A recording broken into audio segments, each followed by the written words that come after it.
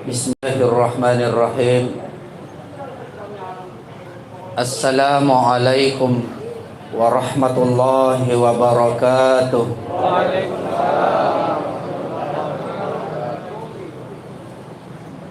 Alhamdulillah. Alhamdulillahi rabbil alamin. Alladzi anzala as-sakinata fi qulubil mu'minin liyazdadu imanan ma'a imanihim. Asyhadu an la ilaha illallah wahdahu la syarika lah wa asyhadu anna Muhammadar Rasulullah la nabiyya ba'dah. Allahumma fasalli wa sallim wa barik ala sayyidina Muhammad al-fatihi lima ughliq wal khatimi lima sabaq wan nasiril haqqi bil haqqi wal hadi ila siratal mustaqim wa ala alihi wa sahbihi ajma'in, amma ba'du. Wa qala Allah ta'ala a'udzu billahi minasy syaithanir rajim. Bismillahirrahmanirrahim. Ya ayyuhalladzina amanu taqullaha wal tanzur nafsum ma qaddamat liqad wattaqullaha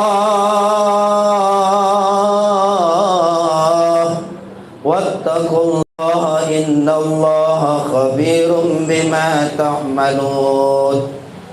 Wa qala Rasulullah sallallahu alaihi wasallam, khairun nas man tala umuruhu wa hasana amaluhu wa syarrun nas man tala umuruhu wa sa'a amaluhu.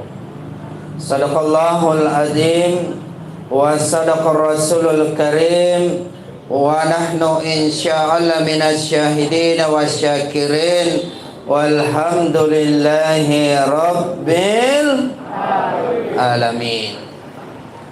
Pertama-tama sama kita hormati owner Warkop Dottoro bersama dengan para donatur. Sama kita muliakan Al-Ustaz Muhammad Firman Rasad yang telah membacakan ayat suci Al-Quran pada pagi hari ini di awal tahun baru ini. Mudah-mudahan semua yang mendengarkan tadi insya Allah sama-sama kita dapat rahmat pahala dari Allah Subhanahu wa Ta'ala. Amin. Seluruh orang tuaku, saudara-saudara sekalian, para pecinta dan penikmat kopi Warkop Dottoro yang hadir, tabe bagaimana kabar tak semua, sehat-sehat aja ki? Alhamdulillah. Itulah kata yang pantas kita hadirkan dalam hati kita dan senantiasa terucap di lisan kita. Karena Allah Subhanahu wa Ta'ala alhamdulillah masih memberikan kita kesempatan untuk menghirup udara tahun baru 2026. Mudah-mudahan Bapak Ibu sekalian, tahun ini kehidupan kita jauh lebih baik daripada tahun sebelumnya. Amin. Juga Allah masih memberikan kita nikmat sehat sehingga kita bisa hadir berkumpul di tempat ini dalam rangkaian sama-sama duduk bersama dalam majelis. Insya Allah kata Nabi, siapa yang duduk senantiasa duduk di majelis, maka sejatinya dia duduk di taman-taman surga. Dan semoga kelak kemudian bukan hanya kita berada di taman surga ini, tetapi benar-benar Allah masukkan ke dalam surganya, dapat berjumpa dengan kekasihnya yang kita rindukan bersama, dapat menatap wajahnya, Rasulullah, Habibullah, Nabiullah Muhammad sallallahu alaihi wasallam. Oleh karena itu, sebagai orang yang beriman dan bertakwa kepada Allah, sekaligus orang yang mengaku sebagai pengikut Rasulullah, maka sebagai bentuk kerinduan kita kepada Rasulullah sallallahu alaihi wasallam, mari kita senantiasa hubungkan ruhani kita kepada baginda Nabi dengan jalan memperbanyak selawat kepada Rasulullah Muhammad sallallahu alaihi wasallam. Kenapa? Karena orang yang berselawat kepada baginda Rasulullah sejatinya ia telah menghubungkan ruhnya kepada Ababur Ruh, yakni Rasulullah. Ababur Ruh yang diberi nama Ahmad atau Nur Muhammad sallallahu alaihi wasallam, yang dengannya ketika kita berselawat kepada Rasulullah, insya Allah Allah akan senantiasa mencurahkan rahmatnya dan membukakan pintu-pintu rahmatnya kepada kita semua. Karena selawat itu jamaah sekalian, bukan Rasulullah yang didoakan, tetapi selawat itu kembali kepada diri kita. Makanya Imam Hasan Al-Basri berkata, siapa yang ingin dicabut nyawanya dengan penuh kelembutan seperti dicabutnya nyawanya para nabi dan rasul, maka salah satu amalannya perbanyak selawat. Berapa kali kata beliau? Jangan kurang dari 300 kali sehari semalam. Nah ini amalan gampang sekali jadi lakukan ini Pak. Sambil ki ngopi, sambil ki bisa berselawat. Kalau sholat Pak, kita bisa tahu dan kita bisa hitung sendiri berapa sholat tak diterima oleh Allah. Betul? Kita bisa rasa itu, yang mana sholat yang diterima, yang mana tidak. Tetapi selawat kepada baginda Nabi, dimanapun kita bisa berselawat. Meskipun dalam keadaan junub, bisa berselawat. Membaca Al-Quran tidak bisa kita dalam keadaan junub. Bapak Ibu ya jamaah sekalian, Allahumma sholli ala Sayyidina Muhammad wa ala ali Sayyidina Muhammad. Para pencinta kopi Warkop Doktoro yang saya hormati, hari ini tepat Jumat pertama di tahun 2026. Dalam artian baru saja Allah memberikan kita kesempatan melewati 2025. Sebagai orang yang beriman kepada Allah, maka sikap apa yang harus kita hadirkan mengakhiri dan mengawali tahun baru, agar kehidupan kita selanjutnya jauh lebih baik daripada tahun-tahun sebelumnya. Kenapa? Karena Imam Ali karamallahu wajha radhiyallahu an pernah berkata, barang siapa yang hidupnya tahun ini lebih baik daripada tahun kemarin, maka dialah orang yang beruntung. Namun barang siapa yang hidupnya, sikapnya, ibadahnya, tingkah lakunya, pemikirannya, perbuatannya sama saja dengan tahun kemarin, maka dialah orang yang merugi. Dan barang siapa yang hidupnya, sikapnya, tingkahnya, kelakuannya lebih buruk daripada tahun kemarin, maka kata beliau dialah orang yang celaka. Kenapa dia celaka? Karena dia dilaknat oleh Allah Subhanahu wa ta'ala. Karenanya Nabi Pak mengingatkan kita dalam sabdanya, khairun nas man tala umuruhu wa hasana amaluhu. Sebaik-baik di antara kalian, kata Nabi, yang diberi kesempatan hidup umur yang panjang, dan dibalik umurnya yang panjang itu amalnya, ibadahnya makin baik, dalam artian umurnya makin bermanfaat. Wa syarrun nas man tala umuruhu wa sa'a amaluhu. Dan seburuk-buruk di antara kalian manusia yang diberikan umur yang panjang oleh Allah, tapi amalnya, ibadahnya, panggaukanna tambah kok dalaki. Iya. Maka itulah orang yang buruk. Makanya Allah Subhanahu wa ta'ala, Bapak Ibu sekalian, menghendaki kita di setiap mengakhiri tahun baru dan mengawali tahun baru, seharusnya sikap yang kita hadirkan adalah kebaikan. Jadi akhiri tahun yang lama dengan kebaikan, awali dengan kebaikan. Maka sikap yang harus kita hadirkan di awal tahun ini, yang pertama adalah mari kita bermuhasabah. Apa itu muhasabah? Ya, introspeksi diri, meniti diri, menghitung-hitung diri, mengoreksi diri dengan jalan senantiasa merenung, berkontemplasi ke dalam diri sendiri. Karena nanti itu kita diam sejenak, baru kita merenung, ingat-ingat yang masa yang lampau, apa yang telah kita lakukan, baru kita merasakan, oh ini yang salah, oh ini yang harus saya perbaiki. Karenanya Bapak Ibu sekalian, Allah ingatkan kita untuk senantiasa bermuhasabah. Apakah muhasabah itu sekali 1 tahun? Tidak, tapi paling tidak sekali setahun. Tetapi seharusnya muhasabah diri itu terjadi, kita lakukan di setiap pergeseran waktu. Karenanya kenapa Allah di setiap pergeseran waktu, Bapak Ibu sekalian, jamaah sekalian, ya, setiap pergeseran waktu Allah itu bersumpah. Contoh waktu pagi, Allah bersumpah waktu pagi, wadduha.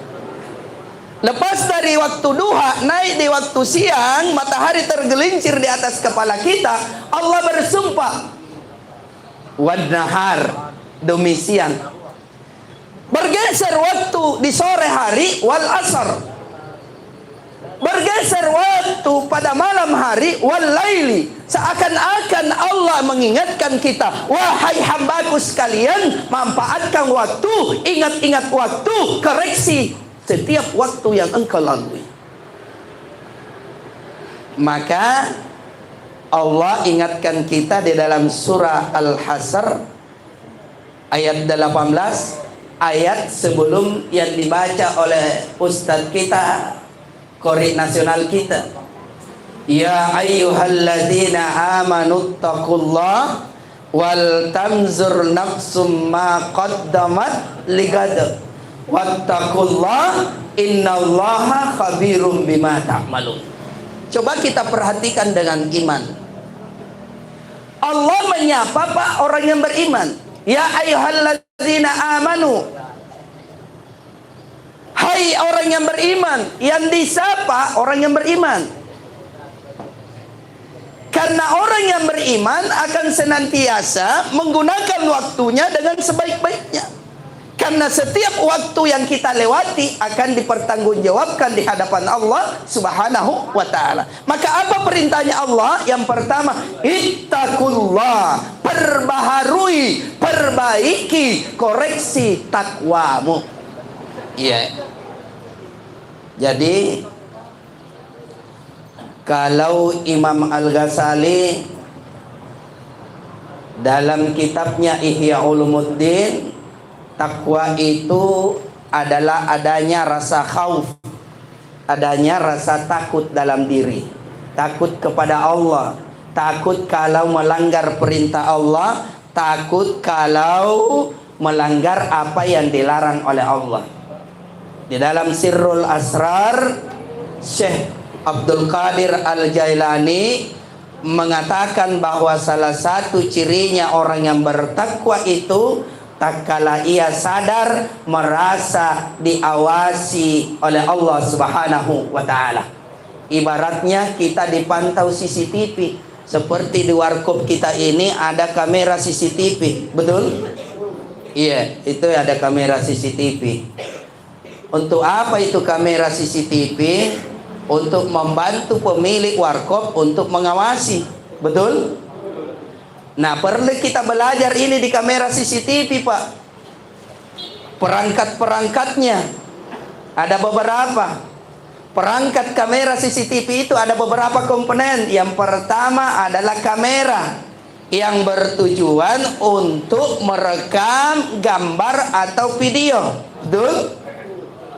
Betul?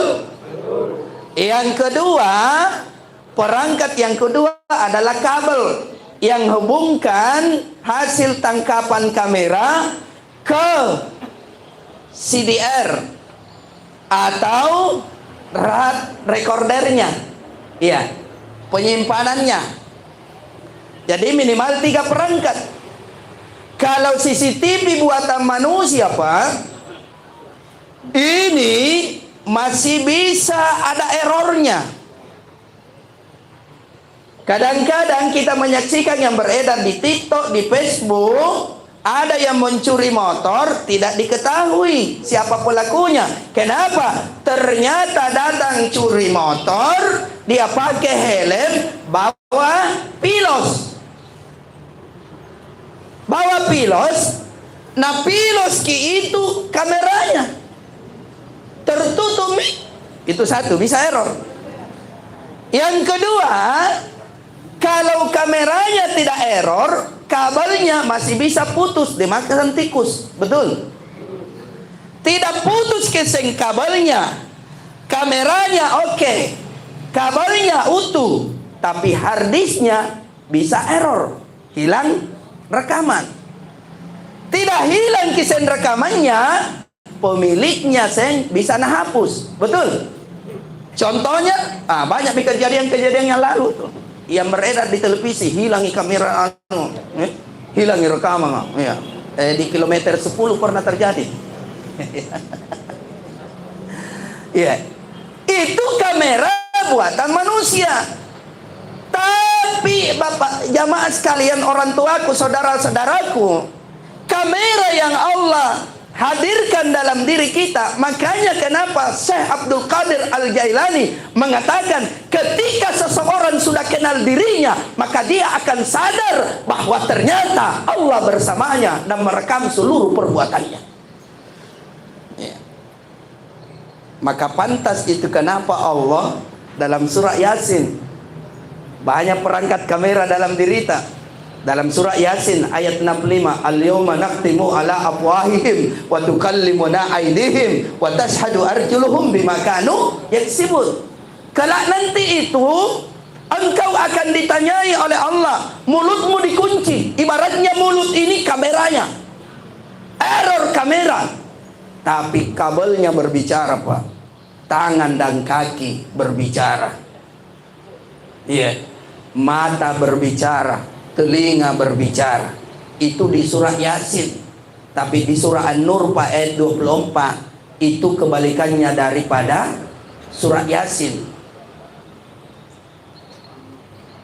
Yauma tashhadu alaihim alsinatuhum wa aydihim wa juluduhum bima kanu ya'malun.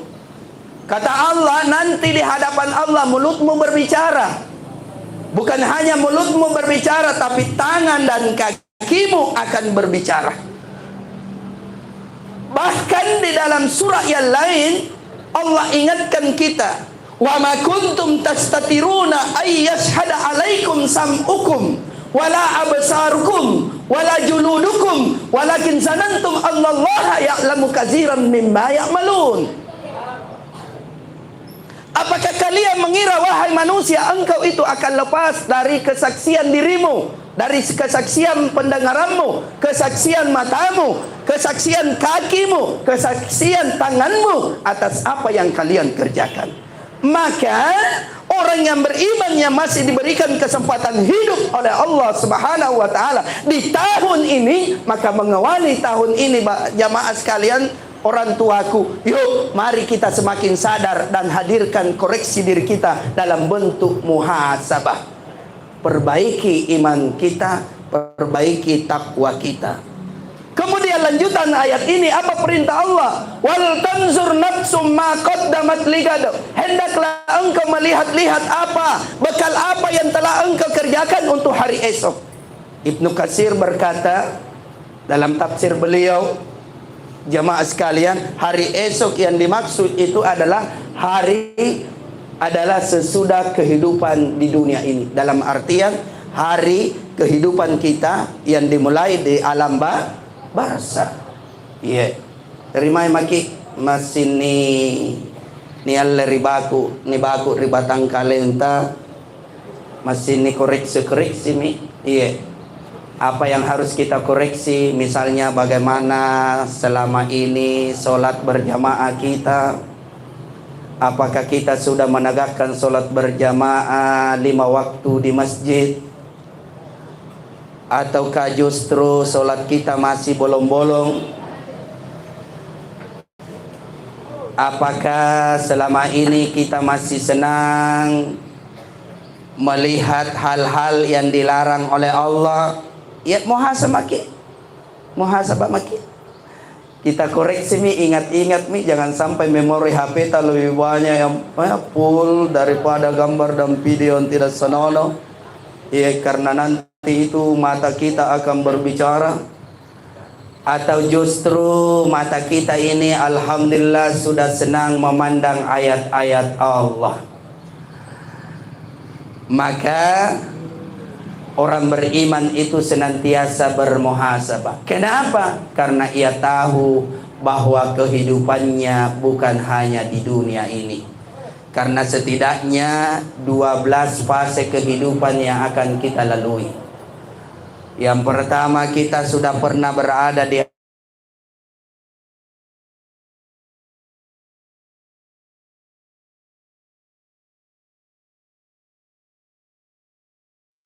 surga atau neraka. Maka jamaah sekalian yang dirahmati dan dimuliakan oleh Allah Subhanahu wa taala, yuk mari kita saling mengingatkan kepada kebaikan. Karena tidak satu pun di antara kita jamaah sekalian, orang tuaku, saudaraku, yang dapat menjamin dirinya apakah ia akan bisa melewati sepanjang tahun 2026 ini. Betul? Tidak bisa, Pak. Tidak ada yang tahu. Sebagai contoh, tahun lalu mungkin masih banyak teman-teman kita duduk bersama, betul? Tapi ada di antara teman-teman kita, saudara kita, keluarga kita, tetangga kita, tahun 2025 sudah dipanggil pulang. Nah, kita ini belum tentu, belum ditahu. Yang jelas, Nabi sudah katakan dan memberikan warning kepada kita bahwa kebanyakan umatku itu umurnya baina sittin wabain, antara 60-70 tahun. Maka ya coba mikir reken-reken mikalenta siapa mi umur tak? Iya. Kalau umur 40 tahun, kemana umur 40 tahun ini kita habiskan? Kita yang diberi umur 50 tahun, kemana kita habiskan? Umur 60 tahun, kenapa kita, di mana kita habiskan? 70 tahun dan lain sebagainya. Yang jelas, Nabi sudah warning, peringatkan, kebanyakan di antara kalian nanti itu dipanggil pulang dalam usia rata-rata, kebanyakan antara 60-70 tahun. Betul, ada yang di atas 100 tahun, tapi tidak banyak. Iya. Saya pernah diundang ceramah tausiah di Mandai, belakangnya Bandara Lama. Ternyata sebelum meninggal itu saya mengisi ceramah ulang tahun. Ya, jadi saya kebetulan itu orang banyak sekali cucunya, 35 cucunya, Pak. Cicitnya 17. Ini menyentuh usia 102 tahun. Menuju usia 102 tahun. Jadi cucunya itu, salah satu cucunya telepon saya, Ustaz, bisa ke ceramah ulang tahun. Dalam hatiku, seumur-umurku ini ceramah, barusan saya dipanggil ulang tahun ini. Iya. Siapa yang mau ulang tahun? Nah, bilang nenekku, Ustaz. Kami ini sepakat, para cucu dan cicit, akan memberikan hadiah terbaik kepada nenek kami, karena di usia 100 tahun, bahkan menjelang 102 tahun, itu nenekku, Ustaz, tidak rabun. Tena na tongo-tongo. Artinya tidak tuli, juga tena nak loa-loa, tidak pikun, sehat, Ustaz. Makanya kami mau memberikan kejutan, surprise. Nah, singkat cerita Pak, kebetulan hari Jumat itu waktu sudah mas sembahyang. Kapan acaranya? Dia bilang jam 2 Ustaz, habis sholat Jumat. Oh iya. Aku pikir-pikir mi, weh, cara mau ulang tahun. Tak kalah aku telepon, Adek, bisakah dirubah ini nama acara? Kenapa Ustaz? Weh, aku buka tadi malam Bukhari tuh, tidak aku dapat ki masalah ulang tahun. Bahkan aku tanya Mbak Google, coba tunjukkan dalil ulang tahun. Apa dia bilang? Tidak ditemukan. Jadi Ustaz, anu saja, tasyakuran. Bersyukur kita dapat nenek tak usia 102 tahun. Oh ya cocok ya Ustaz. Ya syukuran. Singkat cerita, sudah ceramah sekitar 10 menit. Diangkat mikodonginya nenek na sulung baturi kamarana, diangkat baku-baku ki. Ni tongko matana. Ni pas diangkat daerah di rumah, di tengah ruang tamu, rumahnya besar sekali Pak. Karena salah satu anaknya pengusaha di Konawe. Iya, pengusaha tambang. Dari anja cucuna nangka ngasih misulu baku-baku, jari cicit yang bawa itu kuetar. Begitu sampai duduk, ya, akilo ngasih mi cucuna. Selama ulang tahun, panjang umurnya. Ternyata begitu disurtui lilingi, disir tiup itu lilin 102 tahun, tertulis lilinnya 102. Ini nenek betul dia tidak tuli, mata tetap terang, tapi giginya sisa 2. Tidak bisa padam itu lilin. Maka dibantulah sama cucunya. Singkat cerita 20 hari kemudian saya ditelepon kembali, Ustaz, boleh kita datang malam Senin? Apa itu? Siapa lagi ulang tahun? Saya bilang bukan Ustaz. Apa jipain? Malam Senin Ustaz, malam ketiga taziah. Innalillahi wa inna ilaihi rajiun. Siapa meninggal? Saya bilang itu nenekku kemarin yang ulang tahun Ustaz. Jadi kakek siapa yang mau ulang tahun? Artinya apa? Yang harus kita minta kepada Allah bukan persoalan panjang umurnya, tetapi yang harus kita minta kepada Allah, ya Allah berkahi sisa umurku. Karena kalau umur berkah, insya Allah semakin dekat dengan Allah. Kalau umur berkah, insya Allah semakin arif dan bijaksana. Kalau umur berkah, insya Allah semakin meniti menuju kepada kebaikan. Tapi kalau umur tidak berkah Pak, meskipun ya kelihatan banyak harta, glamor dan lain sebagainya, itu bahaya Pak. Jangan sampai kita kena jebakan istidraj. Maka yang harus kita hadirkan pertama, orang tuaku, tatuaku, saribatangku yang kehadir. Yuk mari kita lembutkan hati kita di awal tahun ini. Kita sama-sama mengoreksi diri, karena kita tidak tahu kapan kita dipanggil pulang. Wah, kemarin saya menangis Pak, lihat videonya Ustadz Muhammad Yasir. Tahu Muhammad Yasir Pak? Salah satu founder, pencetus manajemen masjid seluruh Indonesia ini yang luar biasa, yang berani menolkan itu saldonya masjidnya, yang tidak hanya bangga dengan pengumuman saldo masjid. Kenapa kadang-kadang masjid itu banyak saldonya? Karena dia berfokus pada pembangunan fisik saja. Jadi pun nabaji di masjid tak acillami tidak memanfaatkan yang saldo, beliau balik. Yang harus dibangun adalah jamaahnya. Kalau jamaahnya bagus, pasti bukan hanya masjid yang cantik, tapi kehidupan di sekitar masjid itu juga cantik, indah, damai. Betul? Ternyata Pak, mungkin ada di antara kita sudah pernah menyaksikan. Bayangkan sebelum dicabut nyawanya, ia sudah merasakan dan sudah melihat bagaimana keadaan alam barza.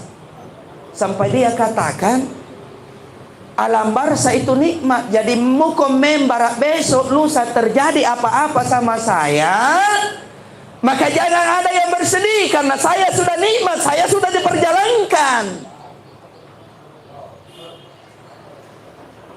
Mau tatong itu begitu. Iya.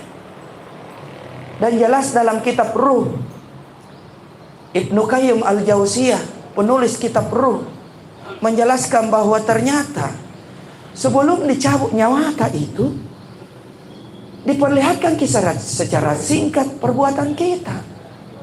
Jadi kalau kita bawa iman, ada amal ibadah kita, sebelum dicabut nyawa malaikat yang berdiri di sebelah kanan itu buka sayapnya sebelah kanan.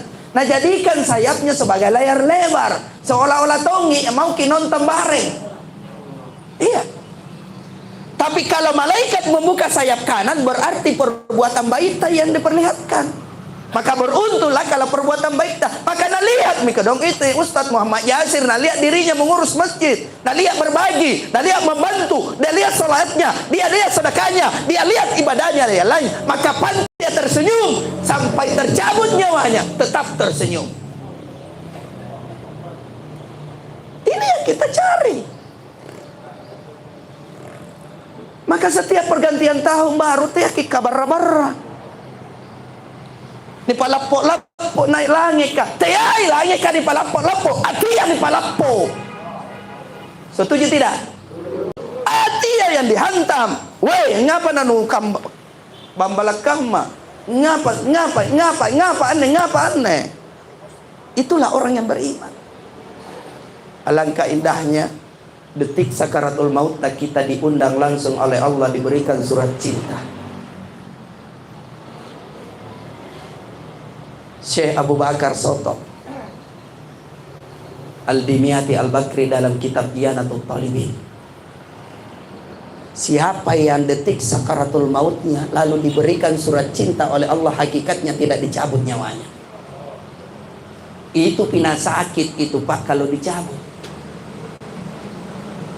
Tapi kalau dia keluar sendiri, saya mau tanya Pak, kalau keluar sendiri enak tidak? Enak tidak kalau keluar sendiri Pak? Enaklah daripada dipaksa. Iya, enak Pak.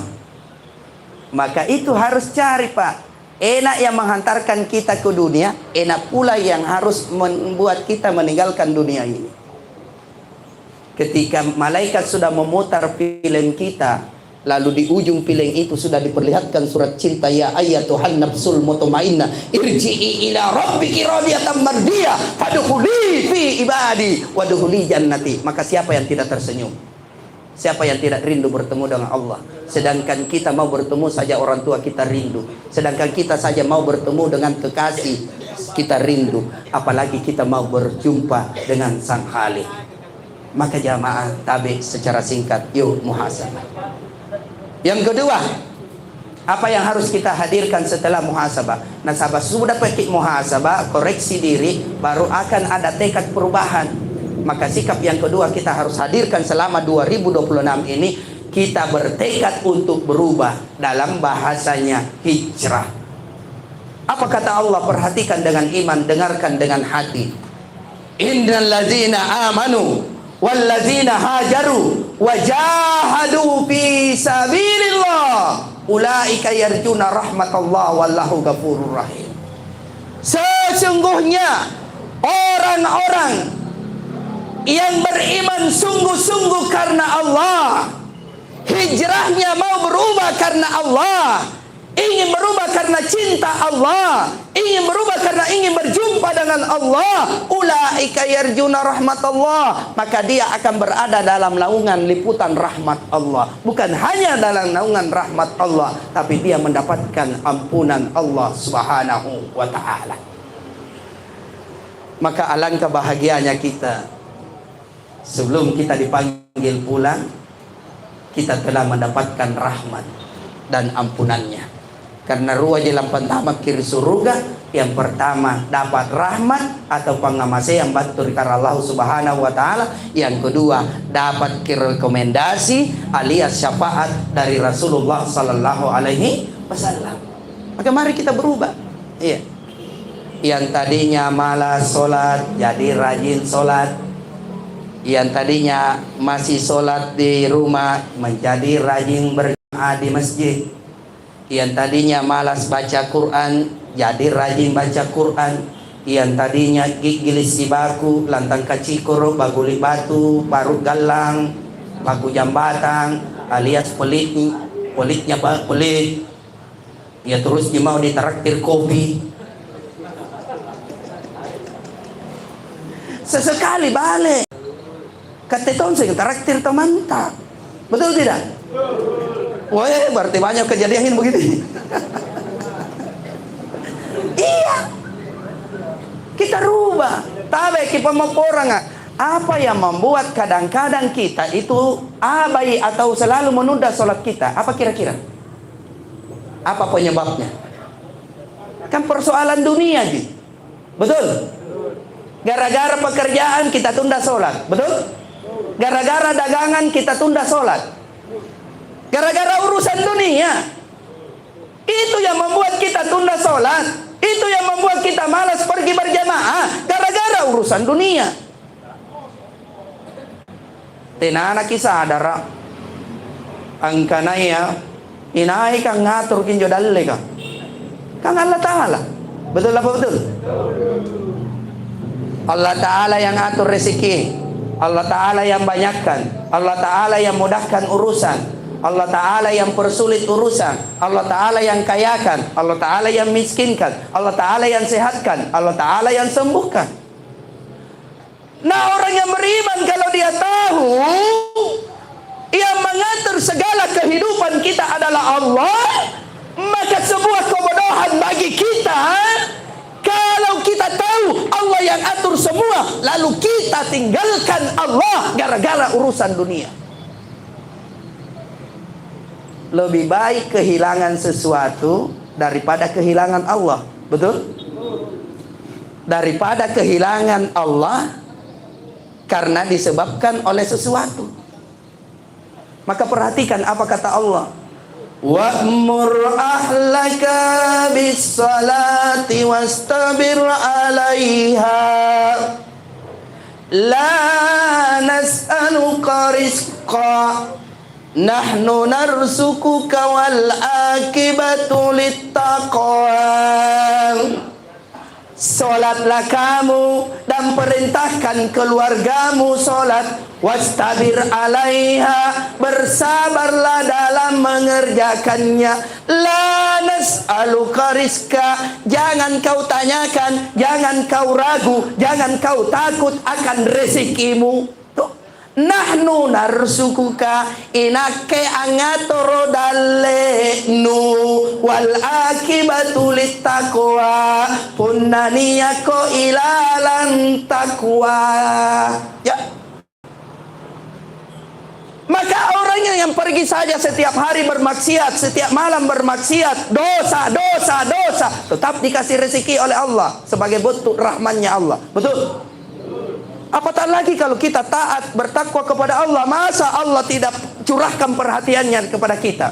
Wa may yattaqillaha yaj'al lahu makhraja wa yarzuquhu min haitsu la yahtasib. Siapa yang bertakwa, kadang-kadang rezekinya dia tidak sangka datang. Betul? Saya tidak sangka hari ini ngopi di warkop. Ya, di Dokter. Itu sebagian daripada jalan-jalan rezeki. Maka yuk hadirkan perubahan. Kita bertekad berubah. Ketika diri kita sudah berubah, akan menularkan perubahan dalam lingkungan keluarga, pada lingkungan sekitar, kemudian kepada teman-teman kita. Jadi dakwah ini Pak, bukan hanya tanggung jawabnya para ulama dan para ustadz, para mubalik, para dai kita, tapi kita semua punya tanggung jawab untuk berdakwah. Maka wastabir 'alaiha wa'mur, wastabir 'alaiha wa'mur. Ajak keluarga, ajak teman. Kalau ngopi sama di warkop, tiba-tiba azan di masjid duhur misalnya atau asar, yuk ajak teman, lamber supaya deh, sudah pilih lanjut cari tanya. Kan begitu, betul tidak? Iya. Yang terakhir yang harus kita hadirkan setelah bertekad untuk berubah, untuk memperbaiki diri, kehidupan kita dan kehidupan akhirat kita, maka ya marilah kita istiqomah di atas kebaikan dan amalan-amalan yang kita lakukan. Tapi Bilal itu satu amalannya yang membuat dia sandalnya atau terompahnya, sepatunya sudah terdengar di surga sebelum meninggal. Apa amalannya? Jaga wudhu, salah sunnah wudhu. Itu jaga wudhu, salah sunnah wudhu. Tapi dia istiqomah. Karena Bilal tahu bahwa saya ini tidak mungkin bisa kuambil amalannya Abdurrahman bin Auf, Utsman bin Affan. Tidak bisa kuambil karena dia orang kaya. Dia amalannya istiqomah, bersedekah, bersedekah, bersedekah. Karena dia mampu. Saya ini tidak mampu, maka ini yang saya tempuh. Gitu. Jadi cari amalan yang ringan yang bisa kita lakukan. Kang Allah tidak paksa, tidak samakan amal tak. Tidak samakan. Nah kalau sama pi amal tak semua susah tak itu masuk surga. Betul? Iya susah kita masuk surga. Tapi apa yang dicintai oleh Allah? Amalan yang terus-terus kita lakukan konsisten berkelanjutan. Namanya istiqomah. Iya. Jadi kalau ada amalan-amalan yang kita lakukan, istiqomah makin di atas kebaikan itu.